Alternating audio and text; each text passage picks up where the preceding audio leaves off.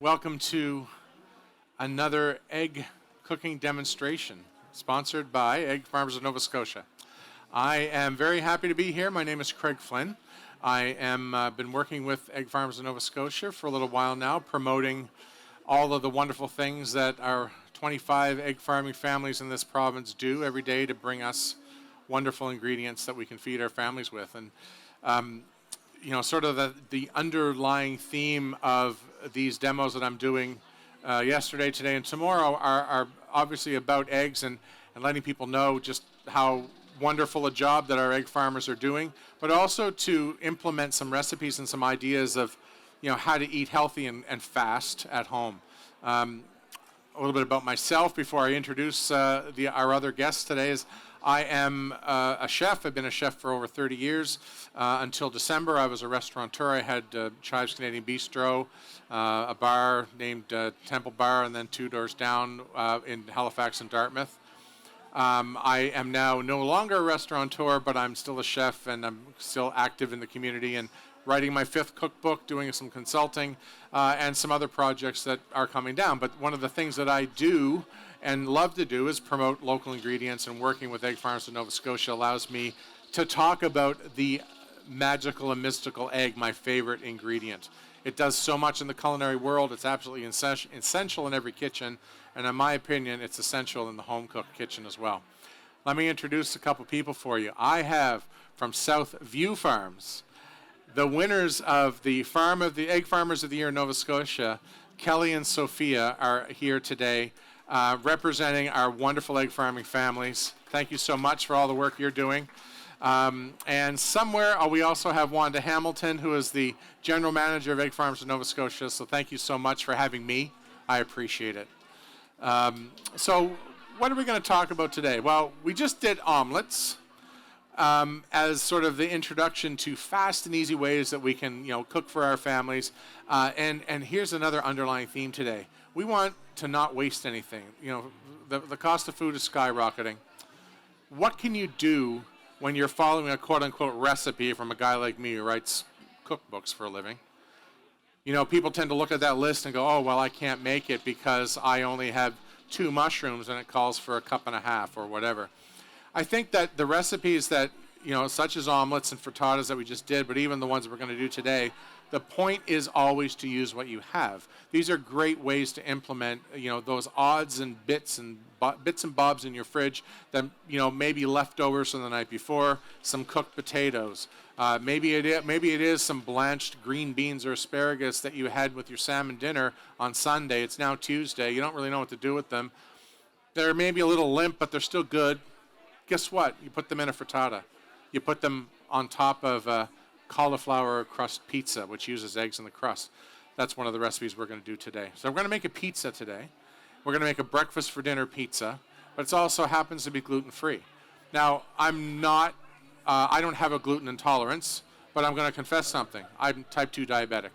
So I'm always looking for ways to eat with less carbohydrates in my diet, less gluten in my diet. I eat eggs at least, bare minimum 3 eggs a day. It's usually 4 or 5. Because the protein, 6 grams of protein in 1 egg and 14 essential nutrients, it's just a great way to sort of keep healthy and to eat a balanced meal. And I have just as many eggs for dinner as I do for breakfast. That's guaranteed in our house. So what are we going to do? We're going to do this pizza. We're also going to do something that I bet you maybe one of you have heard of, a shakshuka. Have you ever heard of a shakshuka? Yeah, you have. Okay. I said one person, right?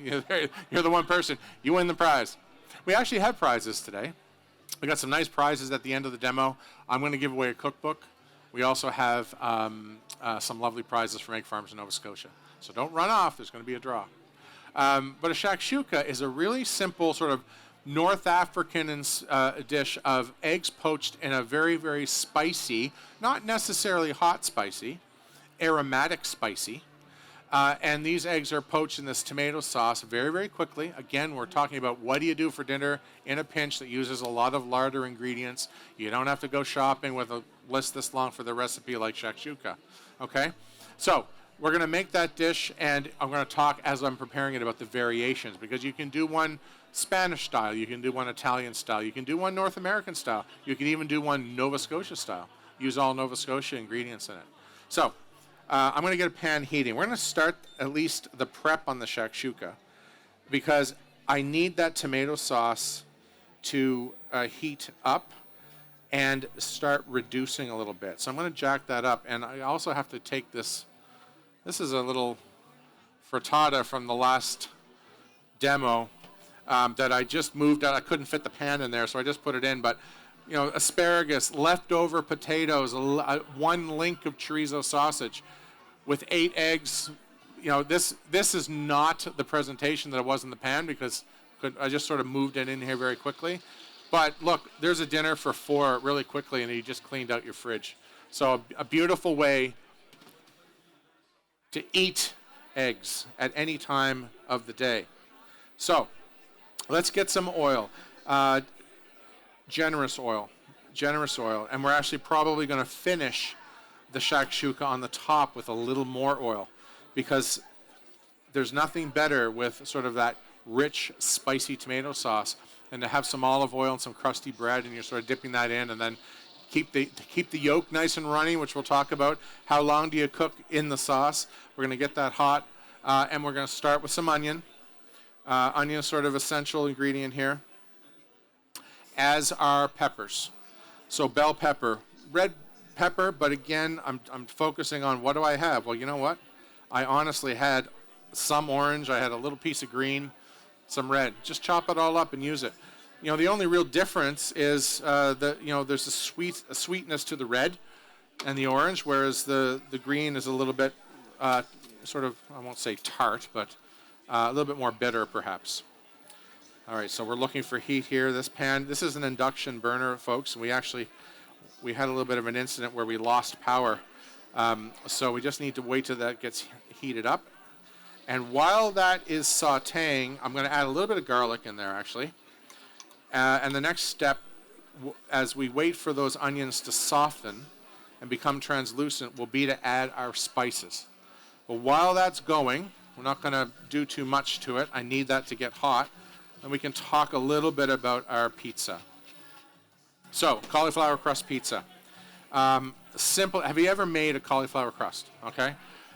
It's so delicious. It's crazy how good it is, and you can add all kinds of different things to it. But here's a trick. A lot of people, when they try to make it, if you just use grated or raw cauliflower, as it bakes, it leaches all its water out, and you can still eat it, but you're certainly not going to be able to pick it up. It's more sort of a softer knife and fork kind of presentation. This is a really nice trick. This is the riced cauliflower that you can purchase frozen, and because it's already been blanched, you just need to thaw it, and then put it in a tea towel and wring out the water into the sink, and you'll be surprised how much water comes out. Like in 2 cups, which is this one, and this is a simple recipe, 2, 2, 2. 2 cups of cauliflower, squeezed, 2 cups of mozzarella cheese, and 2 eggs. That's your base. You want to add some oregano, fresh leaves, some fresh basil to it if you like, garlic. Absolutely, do whatever you want. You can play with the ratio, but you can make a really tasty crust with just those 3 ingredients. I'm starting to get some smells here of garlic, but I think we have time to mix this up, and then we can jump back to the shakshuka. So there's our riced and squeezed cauliflower. This is a 2-cup measure, so I know that's 2 cups because I already measured it. And now eggs. And you note that I always have a mixture of eggs on, but a lot of people are always inquire, what's the difference between a white and a brown egg? And even though we have egg farmers on hand to answer these difficult questions, I know the answer to this one. It's the breed. White chickens, white egg. Brown chickens, brown egg. Am I right? Sweet. Isn't that great? I love it when I'm right. All right. A little bit of a stir.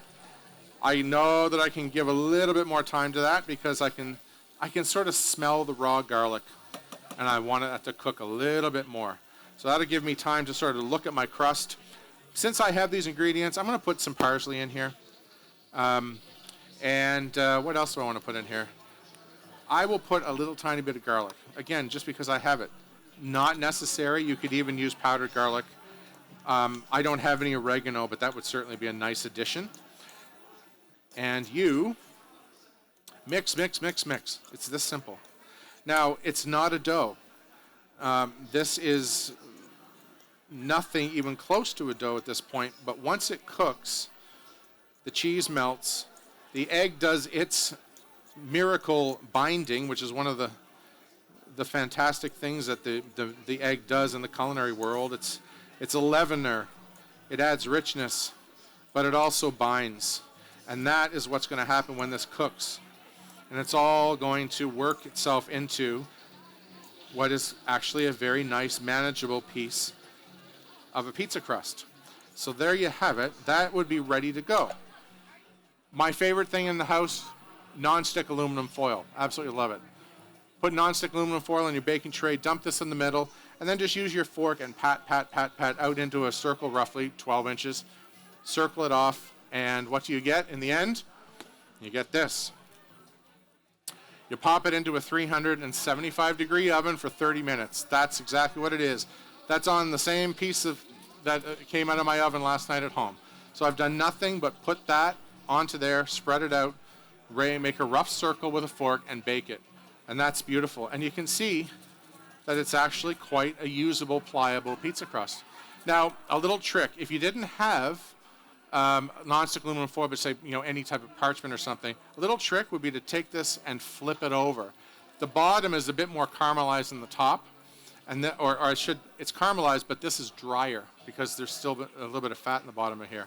So to prevent sticking on the second base, flip it over.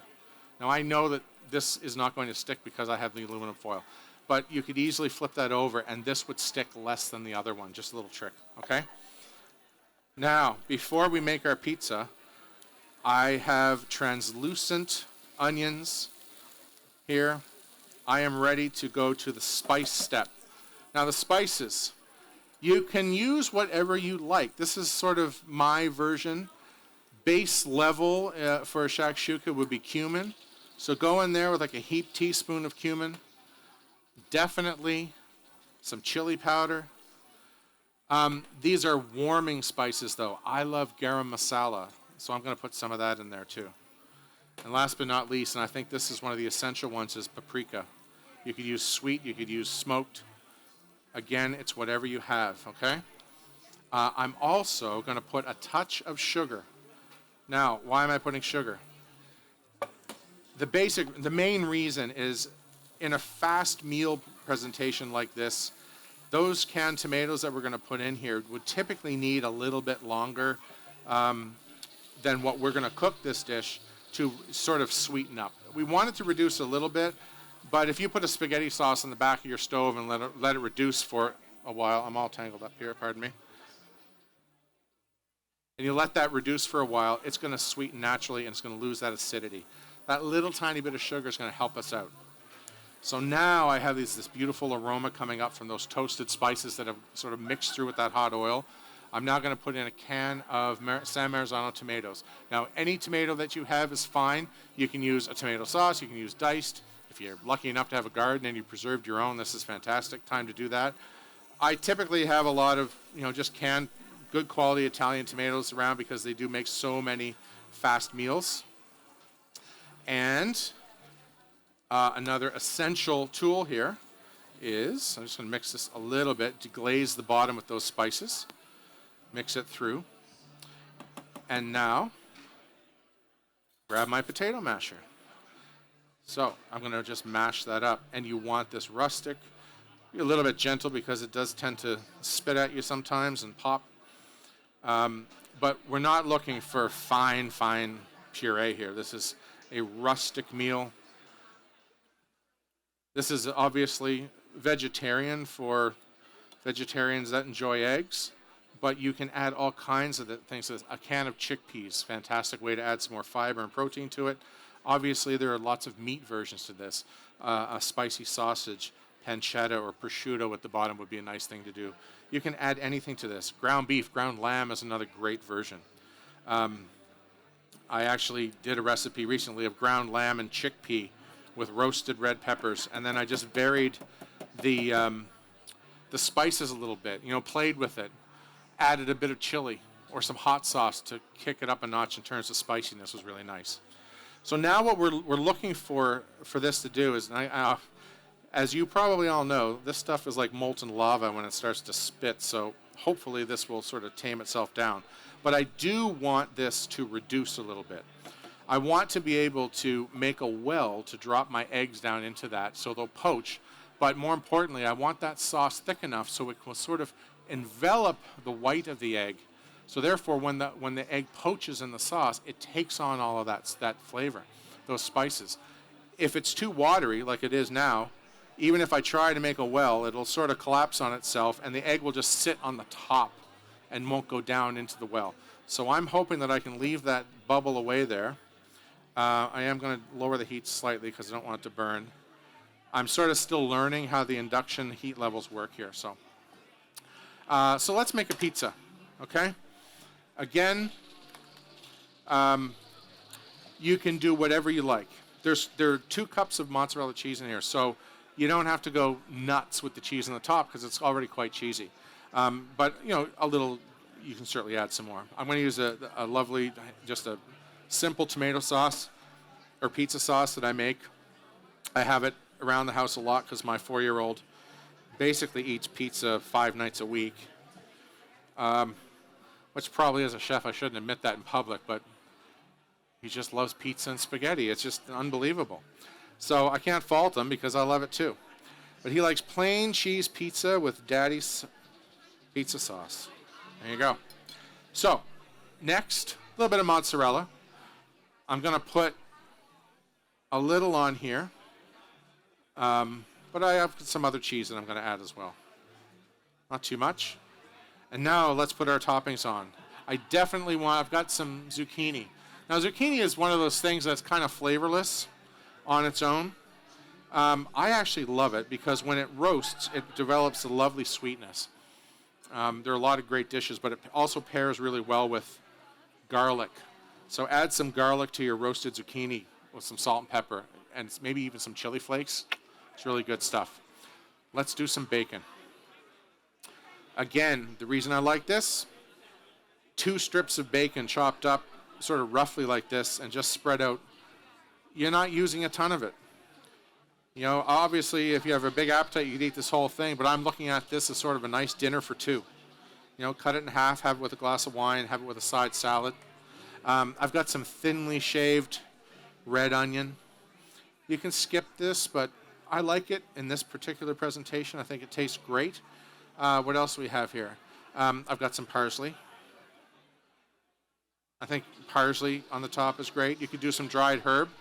You know what? I've got the cherry tomatoes. Let's put some cherry tomatoes on the top just for a little extra color on the outside. I had these from my frittata segment, but I have them here, so let's use them up. And again, that's the point. Use what you have. You can put anything on a pizza. You could put anything in a shakshuka. You could put anything in a frittata. Versatile, healthy. It's the way to go. We've got a good bubble here. It's sort of behaving itself. So I will let that go. But now, the finishing touch of our pizza. Egg on the bottom, egg on the top. Right in the middle. There you go. We're going to finish that with a little grating of pepper. So everything here is pre-cooked. And what isn't pre-cooked is so thinly sliced, or it's perfectly fine to eat raw. So the cherry tomatoes, I'm not going to get any deep caramelization on the cherry tomatoes for this presentation. But it's okay because they'll be full of juice and they'll be fresh and bright. So now we're going to walk over and throw this in the oven. I'm putting this in a 400-degree oven. And I'm really just warming everything through. And I'm going to, we'll watch that for about 6 minutes. And as that cooks, really all you're doing is waiting until you see the whites go translucent, because having the yolk runny is fantastic. You cut through, it sort of oozes everywhere. It's a lovely presentation. Great way to have, eggs, the sort of bacon and eggs for supper, a little bit of a twist on it. And now we have enough of a reduction here. And again, what I've been looking for is to move this across and see the lag. It could be a little thicker, not going to lie, but time is of the essence when you're doing live cooking at Saltscapes. So what we're going to do is lower the heat here slightly, because we are going to steam these. And let's try to get our eggs in there. I'll do 3. So, I think a spoon might be a bit better. You can see how I probably would wait just another few minutes just to evaporate some of that, or sort of reduce some of that extra water out. But besides that, it's not too bad. You can also just sort of drop the shell down into it just a bit to make a little bit of a well, and then it'll hold its shape a bit more. There we go. Number 2. And then the last one I'll just do over here on the side. And just going to use that shell just to poke it down and create that well and pull it back out. There you go. So, what do we do now? Well, it's very simple. We just lower the heat and cover. To get a runny egg, a tender cooked white, but a nice runny yolk, you're looking at 4 or 5 minutes with a cover on. Then we're going to take it out, do a simple garnish. This would be a great thing to have with, some crusty bread. That's the best because of, the dipping. You want something to sop up that sauce. And that's basically it. So as this cooks and this simmers for 4 minutes, what I'd like to do is perhaps open up the forum to any questions you might have for myself or Kelly or Sophia about eggs. We're here or cooking questions. Egg or not. Any questions about what I've done? Yes. How do you cook with just egg white? Yolk. Anything that I've done, you can certainly still do with the white. There's no problem at all. Now, this one would be a little bit more difficult, I think, but you could certainly try. There is a recipe, and the name escapes me, but you can do this recipe by scrambling eggs, right? So you would put it in the middle, sort of make a well, and then just sort of like fold it through. Use your fork to sort of go through it. It's almost like similar to the process of making an egg drop soup. So you're dropping like a scrambled egg into a hot liquid, and you sort of swirl it around, and it gets that stracciatelle sort of vibe to it. Well, that's kind of the way I would do that one. Now, certainly a frittata the pizza you could still do, because actually the richness and a lot of flavors in the yolk for sure, but the binding quality of that pizza, absolutely you can use just whites. So just make sure you get rid of the extra water in the cauliflower, because it'll be really soggy with that for sure. Anything else, folks? Any other questions? Yes.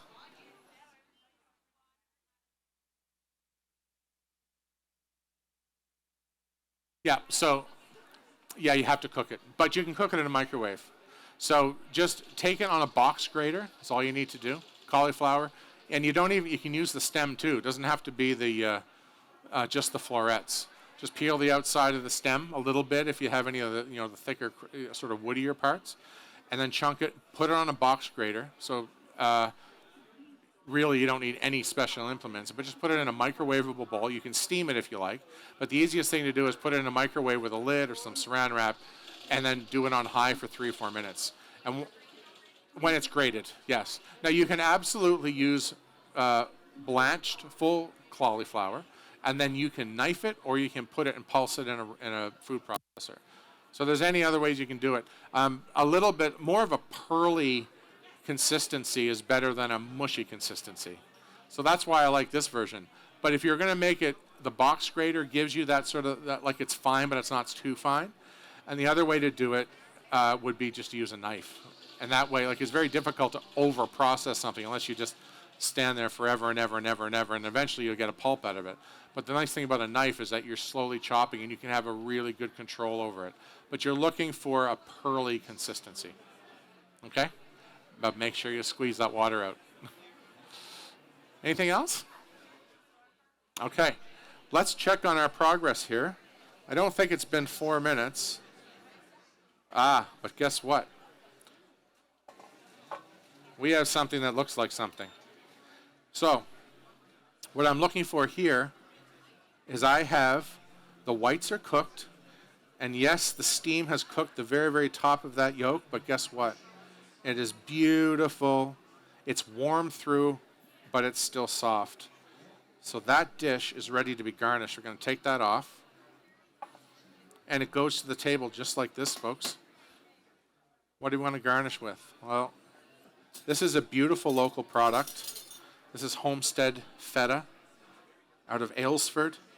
Absolutely love what they're doing down there. It's so creamy. It's not a salty, dry, poor quality feta. This is really something special. You can just, eat this on its own with some toast and a drizzle of olive oil on it. It's just fantastic. So there's some feta on there. What else do we want to put on there? A drizzle of olive oil for sure. Lovely. Let's put a bit more greenery on the top. We're going to put some parsley on there. I've got some chives. Let's put some chives. And then we've got some cilantro. There we go. Just sort of loose, just drape it over. Just a nice presentation. That's simple family cooking. Beautiful and healthy. And as you can just imagine, just think of the variations of that, right? Half a can of chickpeas in there is one of my go-tos. Just love it. Let's look at the pizza. Our pizza is a little slow. There's not much happening in the pizza development there, but I'll take it out. It's starting to color, but it definitely needs more time. It's going to need another 8 minutes or so. So you might have to use your imagination on this one. But I'll put this back in, and that'll be ready in about 6 or 7 minutes. And maybe what we can do now, if we don't have any more questions, we can do our draw. How's that sound? We've got some great gifts from egg farmers, and I'm also going to be giving away a cookbook today. So.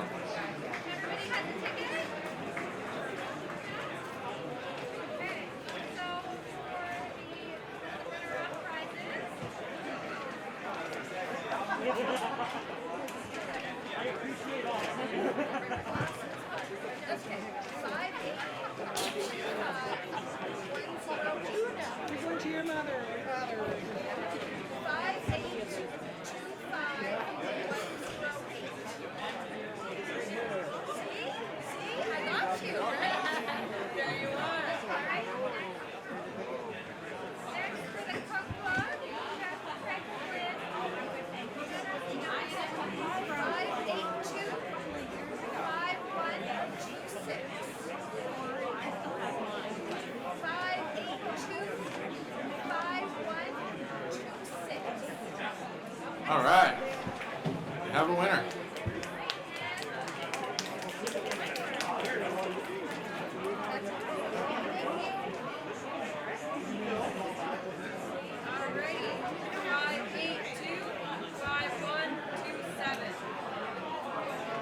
Back-to-back numbers.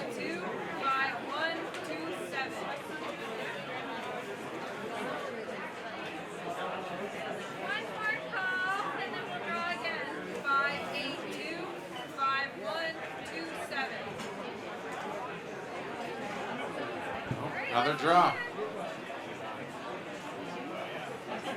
This is for the Buick, right? Yeah. Okay.